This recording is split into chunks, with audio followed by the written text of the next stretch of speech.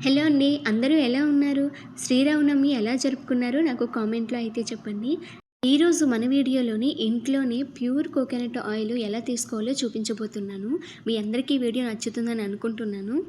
బయట మనం కొనుక్కొని వాడే కంటే మనం ఇంట్లోనే ఇలా ప్యూర్‌గా కోకోనట్ ఆయిల్ చేసుకొని వాడుకోవడం చాలా మంచిది. ఇందులో మనం ఏమి కెమికల్స్ అవి కూడా యాడ్ చేసుకోము. ఇలా ఇంట్లో తయారు చేసుకున్న కోకోనట్ ఆయిల్ మన హెయిర్‌కి కానీ, స్కిన్‌కి కానీ చాలా బాగా ఉపయోగపడుతుంది. ఇక ఈ కోకోనట్ ఆయిల్‌ని ఇంట్లోనే ఎలా చేసుకోవాలో చూసేద్దాం రండి.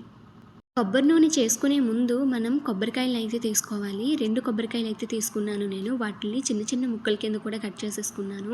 ఇంకొంచెం పెద్దగా ఎక్కడైనా కనిపిస్తుంటే వాటిని మళ్ళీ చిన్న చిన్నగా కట్ చేస్తున్నాను.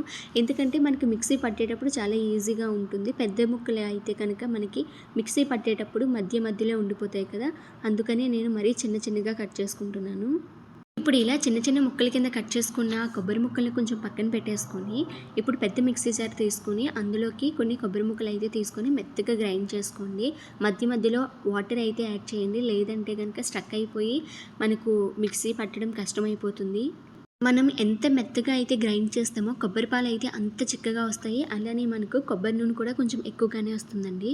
ఇప్పుడు కొబ్బరి పాలు తీసుకోవడానికి ఒక బౌల్ తీసుకొని స్ట్రెయినర్ తీసుకోండి. మీ దగ్గర పెద్ద స్ట్రెయినర్ ఉంటే అది తీసుకోండి. లేదు అంటే వైట్ క్లాత్ ఏమైనా కాటన్ క్లాత్ ఉంటే కనుక అది తీసుకోండి. నాకు తెలిసి కాటన్ క్లాత్ అయితే చాలా బేగా అయిపోతుంది.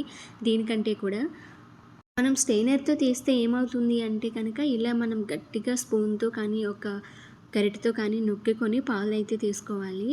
అదే మనకి క్లాత్ అయితే కనుక చేత్తో మనకి ఈజీగా పిండుకోవడానికి ఉంటుంది. కొబ్బరి పాలు కూడా బేగా వచ్చేస్తాయి. ఇలా కొబ్బరి తురుము నుంచి కొబ్బరి పాలు అన్నీ తీసేసిన తర్వాత దాన్ని పడేయకుండా సెకండ్ టైం కూడా మళ్ళీ గ్రైండ్ చేయండి. సెకండ్ టైం కూడా సేమ్ ప్రాసెస్. కొబ్బరి తురుముని ఒకసారి గ్రైండ్ చేసి మళ్ళీ మధ్య మధ్యలో వాటర్ యాడ్ చేసుకుంటూ మళ్ళీ గ్రైండ్ చేసిన తర్వాత స్ట్రెయినర్ తీసుకొని మళ్ళీ అందులోంచి కొబ్బరి పాలనైతే తీసుకోండి. కొబ్బరి పాలు తీయాలంటే మనకు కొంచెం టైం పడుతుంది. బట్ మనం ఏం చేయలేము. ఎందుకంటే మనకు ప్యూర్ కోకోనట్ ఆయిల్ కావాలి అంటే ఖచ్చితంగా కొబ్బరి పాలు అయితే తీసుకోవాలి. ఇలా మొత్తం కొబ్బరి పాలు అయితే తీసుకున్న తర్వాత నాకైతే ఈ బౌల్ నిండా వచ్చిందండి. 2 కొబ్బరికాయలు తీసుకుంటే.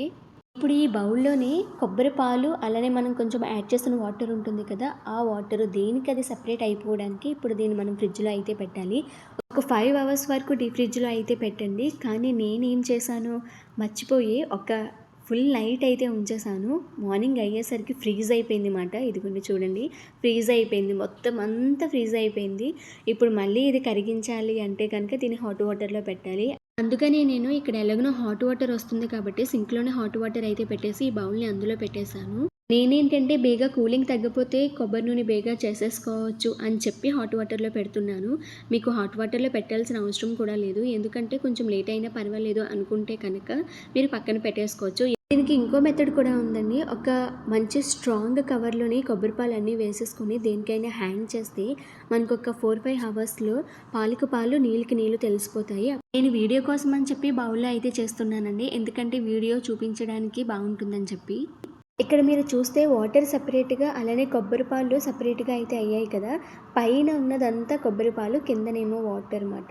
సో, మనకి వాటర్‌తో అయితే పని లేదు. పైన కొబ్బరి పాలతోనే పనుంది. ఇప్పుడు కొబ్బరి పాలని గరిటెతోటి ఒక ప్యాన్‌లోకి అయితే తీసేసుకోండి. ఇక్కడ నేను గరిటెతో తీస్తుంటే రావట్లేదు. ఇంకా ఐస్ ఉంది మాట. సో, దీన్ని మొత్తం చేత్తోటే పట్టేసుకొని ఇంక మొత్తం ప్యాన్‌లో అయితే వేసేసుకున్నాను. ఇలా కొబ్బరి పాలన్నీ తీసేసుకున్న తర్వాత మనకి బౌల్‌లోని కొంచెం వాటర్ అయితే ఉంటుంది కదా! Coconut water. దాన్ని మనం కావాలి అనుకుంటే కనుక కూరల్లో కానీ, పలావ్ కింద కానీ, కోకోనట్ రైస్ కింద కూడా చేసుకోవచ్చు. ఇప్పుడు ఈ బౌల్‌ని పక్కన పెట్టేసుకొని మనం కొబ్బరి పాలు తీసుకున్న ప్యాన్‌ని అయితే స్టవ్ మీద పెట్టేసుకోండి. మీరు మీడియం ఫ్లేమ్‌లో పెట్టుకోవచ్చు. కొంచెం బేగా అయిపోవాలి అనుకుంటే కనుక హై ఫ్లేమ్‌లో పెట్టుకోండి. బట్ హై ఫ్లేమ్‌లో మాత్రం ఒక 10 మినిట్స్ వరకు మాత్రమే ఉంచండి. మరీ దగ్గరికి అయ్యేసరికి మళ్ళీ లో ఫ్లేమ్‌లో కానీ, మీడియం ఫ్లేమ్‌లో కానీ పెట్టేయండి. ఒకవేళ మీరు మరీ దగ్గరికి అయ్యేసరికి కూడా ఇంకా హై ఫ్లేమ్‌లో ఉంచితే కనుక మరీ ఎక్కువగా మాడిపోతుంది మాట. మనకిలా కొబ్బరి పాలు మరుగుతున్నప్పుడు మనకి ఇరిగిపోయినట్టు కనిపిస్తది కానీ, అది దగ్గరికి అయ్యేసరికి మనకి నూనెలా తయారవుతదండి. ఇదిగోండి చూసారు కదా! పాలన్నీ దగ్గరగా అయిపోయి కోవాలా ఉంటుంది కదా! ఇది ఏంటి అంటే ఇంకొంచెం కలర్ మారితే కనుక ఇక్కడ చూస్తే మీకు తెలిసిపోతుంది. ఆయిల్ సెపరేట్ అవుతుంది కదా! కొంచెం కలర్ మారితే చాలండి. మరీ ఎక్కువగా బ్రౌన్ కలర్‌లో వచ్చేయాల్సిన అవసరం లేదు. కొంచెం కలర్ చేంజ్ అయింది అంటే కనుక మీరు స్టవ్ ఆఫ్ చేసేసి కొంచెం పక్కన పెట్టేసి చల్లారిన తర్వాత వడకెట్టేసుకోండి సరిపోతుంది. నేను ఫస్ట్ టైం చేసిన మిస్టేక్ మీతో ఇప్పుడు షేర్ చేసుకుంటాను. ఫస్ట్ టైం నేను ఏం చేశానంటే ఎక్కువ సేపు స్టవ్ మీదే ఉంచేశాను. అప్పుడు నాకు చాలా తక్కువ ఆయిల్ వచ్చింది. అందుకని చెప్పి నేను నెక్స్ట్ టైమ్ అది రిపీట్ చేయకూడదు అని చెప్పి కొంచెం కలర్ మారిన తర్వాత వెంటనే స్టవ్ అయితే ఆఫ్ చేసేసాను. అప్పుడు నాకు కొంచెం ఎక్కువగానే ఆయిల్ వచ్చింది. మీకు అది కూడా చూపిస్తాను. ఇదిగోండి ఇదే నేను సెకండ్ టైమ్ చేసిందన్నమాట. కొంచెం కలర్ చేంజ్ అయిన వెంటనే నేను స్టవ్ అయితే ఆఫ్ చేసేసాను. వేడిగా ఉన్నప్పుడు కంటే చల్లారి పెట్టేసుకొని వడకెట్టుకోవడం చాలా మంచిదండి. వేడిగా మాత్రం అస్సలు చేయొద్దు. నేను ఇప్పుడు ఒక బౌల్ తీసుకొని ఇప్పుడు స్ట్రెయినర్‌తో వడకెట్టేస్తున్నాను.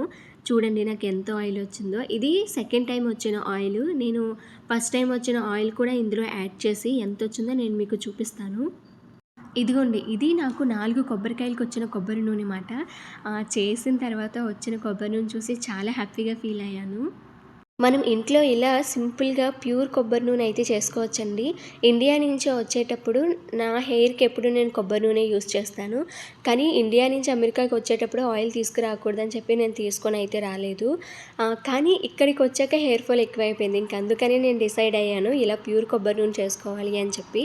అందుకని నేను ఇక్కడికి వచ్చాక ఇలా ప్యూర్ కొబ్బరి నూనె అయితే చేసుకున్నాను. మీరెప్పుడైనా ట్రై చేయకపోతే ఒకసారి ట్రై చేయండి. ఒకవేళ ట్రై చేస్తే ఎలా వచ్చిందో నాకు కామెంట్‌లో చెప్పండి. మీకు ఈ వీడియో నచ్చుతుందని అనుకుంటున్నాను. నెక్స్ట్ వీడియోలో కలుద్దాం. బాయ్.